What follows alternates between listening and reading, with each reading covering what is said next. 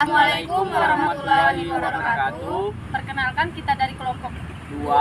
Di sini kita akan mempresentasikan hasil kerja kelompok kita yang berjudul sampel, populasi, dan teknik sampling. Yang beragota saya sendiri, Koni, saya Herpan, saya Lira, dan saya Putrianti. Baiklah, di sini saya akan menjelaskan tentang populasi. Populasi adalah memperoleh data. Data merupakan salah satu sejumlah informasi yang dapat memberikan gambaran tentang suatu keadaan. Pada umumnya, informasi diperoleh melalui observasi atau pengamatan yang dilakukan terhadap sekumpulan individu, orang, barang, dan jasa. Informasi yang diperoleh memberikan keterangan, gambaran, atau fakta mengenai suatu persoalan dalam bentuk kategori, huruf, atau bilangan. Ada juga yang menyebutkan populasi adalah keseluruhan unit atau individu dalam ruang lingkup yang ingin diteliti. Populasi dibedakan menjadi dua, yaitu populasi sasaran dan populasi sampel. Baiklah, selanjutnya sampel. Sampel adalah bagian terpilih dari populasi yang dipilih melalui beberapa proses dengan tujuan menyelidiki atau mempelajari sifat-sifat tertentu dari populasi induk. Kriteria sampel dibagi menjadi dua, yaitu kriteria inklusi. Kriteria inklusi adalah sejumlah karakter yang harus dimiliki responden atau partisipan sebagai syarat eligible untuk berpartisipasi dalam penelitian. Dan yang kedua itu ada kriteria eksklusif. Kriteria eksklusif adalah karakteristik atau ciri dari sampel yang memenuhi kriteria inklusi tetapi tidak mungkin diteliti atau tidak mungkin berpartisipasi dalam penelitian yang akan dilakukan. Baiklah, selanjutnya ini ada prosedur penentuan sampel.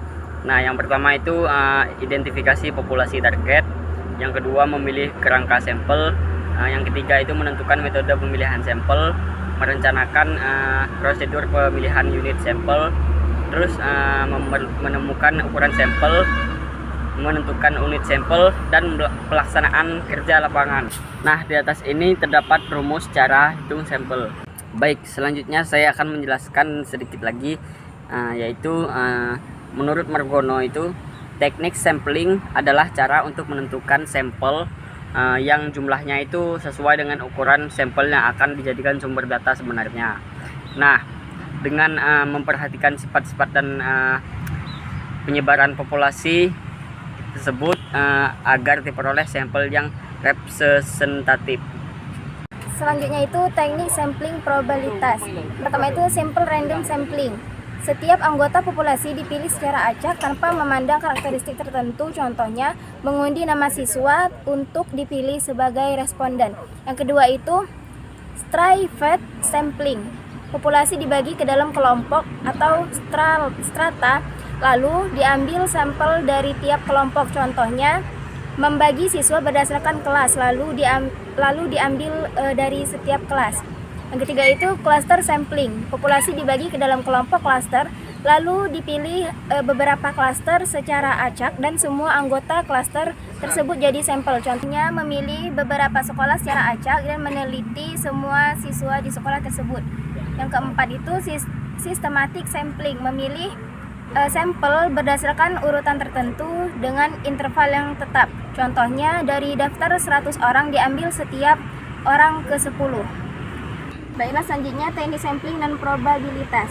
Yang pertama itu confidence sampel yang paling mudah dijangkau, contohnya menyebar konsioner ke teman-teman terdekat. Yang kedua itu purposive sampling, memilih sampel secara sengaja berdasarkan kriteria tertentu, contohnya hanya mewawancarai guru karena topik penelitian tentang metode mengajar.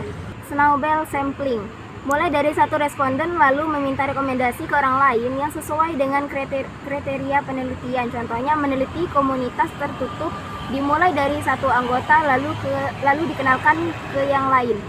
Yang terakhir itu quote sampling, menentukan jumlah sampel dari masing-masing kelompok lalu memilih responden sampai kuota terpenuhi. Contohnya mengambil 50 pria dan 50 wanita tanpa memperhatikan cara memilihnya.